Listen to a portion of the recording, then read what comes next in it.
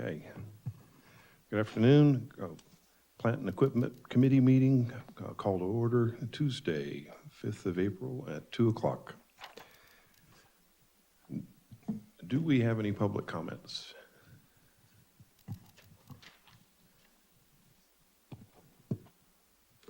I'm shocked. Okay, on to item number 3. Request for variance. Evan Zern. Yes. Mr. Zern owns 4 properties, which is listed in his letter, and he's going to be building, or is in the process of building, duplexes on all 4 of those properties. Each one has had service previously, has had 1 meter there previously. And so our policy states that we require a second meter for a duplex, and that they'd be charged a capital facility fee for that second meter. Something similar came before the board back in, it was July of 2020. And as a result, the board did decide in August of 2020 to change our policy regarding duplexes and triplexes and multifamily connections, so that a property owner or developer could be charged basically what's appropriate for the water use, not necessarily for the meter size. And staff and legal were tasked to create a red line and to make the change in the policy, and we dropped the ball on that, and it didn't happen. So we will be doing that now. But because that policy did not get changed, this is coming before the board. So Mr. Zern provided calculations showing that each duplex is, each unit is 2-bedroom, 1 bath. So basically you have 4 bedrooms, 2 baths, and that a 3/4 inch meter, they need a max like 10 and a half gallons a minute, which is sufficient. A 3/4 inch meter can provide more than that. So their argument is that they shouldn't have to pay the extra capital facility fee for the duplexes. So, and based on our experience in the past and what we recommended in the past, I would agree with that. Are sprinklers required on these Yes. buildings? Yes. They still have to, pass those flow tests. I'm not seeing that jump out in the analysis. Is that? It's not on here, no. I believe that's separate because normally you won't think you would have a washing machine and a shower going while the sprinkler system is going off. And usually they're in zones, so they only go off in the zone where the fire is detected, so. Okay. So in summary, if the policy had been updated, This would not have come before the board. would not have come before the board. And we still Yes. of the opinion that that recommendation of the board Yes, 2 years ago should stand? I do, yes. And I will go ahead and create a red line this time and pass it on to Jim and see if we can get that done. Okay. Any comments, Chuck? No, just, can you clarify what your opinion is one more time for me? I am of the opinion that if the developer can provide the calculations that show that they only need to pay for fees for a certain meter size, in this case a 3/4 inch meter, then that is what they should pay for. So then you're okay with this? Yes, Then I would be okay with it and recommend that we take it to the board for approval. yeah. What we'd had before come before us was a triplex, and instead of being charged for 3/4 inch meters, they were charged for flow, for a 1 inch meter basically, because was the equivalent flow that they needed, so. Isn't it Geico that says only pay for what you need?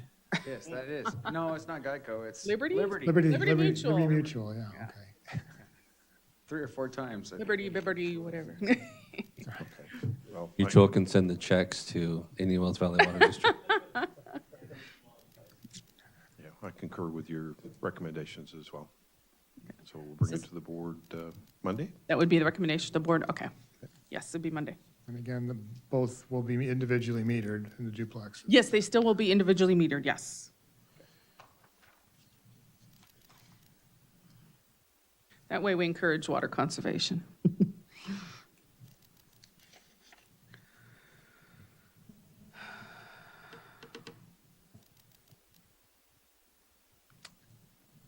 Are you ready to move on to 4? I'm sorry, yeah, I was just catching my notes there.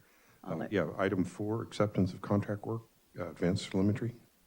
Okay, so we will probably not be accepting it Monday at the board meeting, but we are making progress. Just today, it looks like all the communication errors that we were having have been resolved.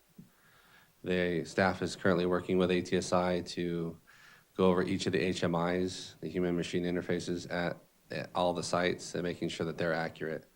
It does take time, so I don't think they'll be done by Monday, but that's where we are right now. We are literally staring at the finish line. Okay. Make notes of that tomorrow when we go to the admin exec. Remove it from the, we'll remove that from the agenda at the admin exec tomorrow, or will you guys? Okay. Yeah. All right, item number 5, bulk water station, ADA. I can give the update, that's fine, yeah. This new station is up and running.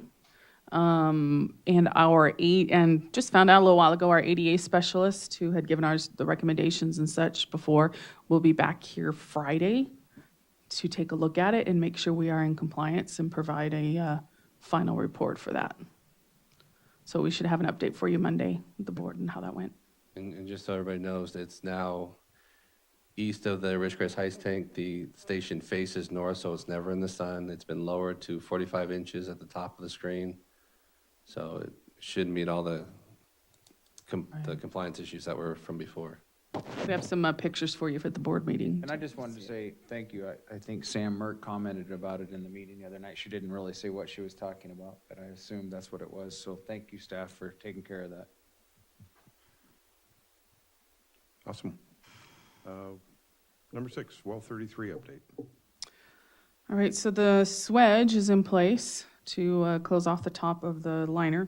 And there is a post-swedge video scheduled by Longmire for this Friday. So we will verify that the placement is correct. And once that's verified, then Best Drilling and Pump can return to reinstall pumping equipment. And we will get it up and running and see what happens. We'll be monitoring the sound production and stuff, make sure it stays down, hopefully. Okay, item 7, post-earthquake Cal OES. The only thing new I got from Cal OES was, well, I gigged them again on what the update was, and they said, well, we've requested the paperwork again, and we are processing the payment. Would not tell me a time frame for processing the payment, though. That's the latest, they're processing the payment. Why it's taking so dang long, I don't know. I think somebody didn't do their job at one point. It didn't get done, so, Checks almost in the mail. right? Okay. Arsenic treatment facilities. The under drains are currently being assembled by PureFlow. They are still on track to be delivered in the beginning of June. Once we are done with ATSI, staff will begin removing the media from the plant that we plan to use, which is Arsenic Plant 1, and salvage what of that media we can, and get ready for July when we go to install the under drains. So question or clarification on that, so we'll be installing these, all the arsenic plants are, We're installing 3 under drains at one plant, so one plant will not be online. okay, The other one will be. okay. And there's sufficient capacity to, Oh, yeah, yeah. okay. With the water production going down there, we can have one offline. Solar production? Through March of this year, we had an actual savings for phase 1 of $46,389, which came in just under the guarantee of $46,752. Looks like well 31 is still the culprit, just like last month. And I didn't see any notes updating the status of the repair, just that they were waiting for They parts. sent an email. They said they did a repair in March, but they're still having some issues and they're gonna be coming out again. And then for phase 2, which is the well 35 site, looks like for March, we had a savings of $2,254 against a guarantee of $1,929. So currently over the guarantee at that site.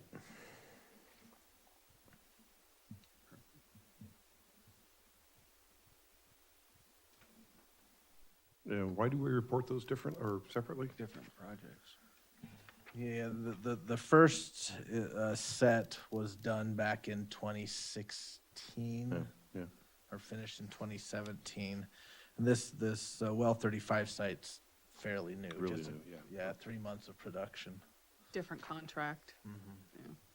It just doesn't make sense to combine them, and we'll keep them separate for, This is the report they generate, and I think we asked them if they could combine them, and they said because they're separate phases that this is the format.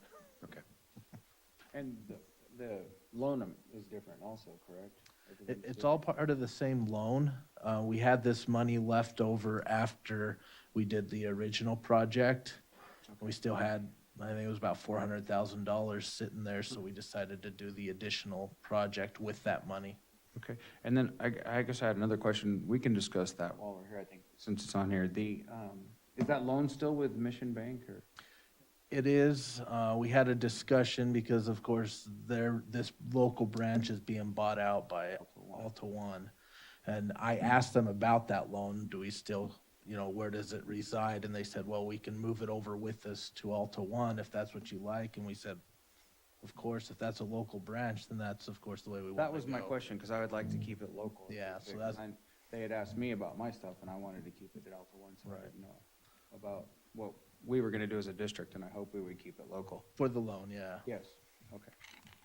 Good idea. Other comments? Okay. How about future agenda items? Any ideas? Not really future, oh, go ahead. Oh, I'll bring back the duplex, triplex, multifamily connections policy to take a look at. Go ahead, Don. And I was just going to mention, it was in the update email yesterday, but I'll mention it again. Tomorrow, we're doing the intertie connection with Searles Valley Minerals, doing the tests for we do that this time of the year, every year. Again, the Navy, we're not able to do the test with the Navy again this year. I did go to the mayor's meeting this morning, and the Navy was there, and I mentioned it to him again, and John Kersey, who was representing the Navy there, said he was going to follow up on it, see if maybe they could get that taken care of, because obviously having an emergency connection with the Navy could be beneficial at some point in time, because we can go either way, send them water, we can receive water from them should there be the need. And, having gone through the earthquakes, you never know what'll happen, so I'll follow up on that. But we are doing the Searles Valley Minerals test tomorrow, and again, just to remind you, we can give them water, but we can't take water because their water isn't treated at that point. So it's a pretty quick test. Was the equipment of both those interties updated about the same time? Was No. Were the interties updated about the same time in the past? were they updated? Are the same age, are the equipment, is it the same age, heritage? So one test wouldn't give us any No, indication it's as to how the other might be. two different valves that would open. Right, yeah, understand that, but are the valves which are being tested, are they The approximately setup, the same? setups are completely different. Different. Okay, One is just a matter of us turning actual physical valves to give Searles Valley water. The other one involves the Navy side working their side and us on our side, so Yeah. completely different. okay. And they had an issue with, I guess there was two of them, weren't they? The pressure control valves, the clay valves? Yeah, they had, Two of 'em, I the think. control valves did not work. Yeah. I'm just a little surprised it's gone on as long as it has, if they hadn't addressed it, but. Yeah. I guess they've got other things to do with their money. Yeah, apparently.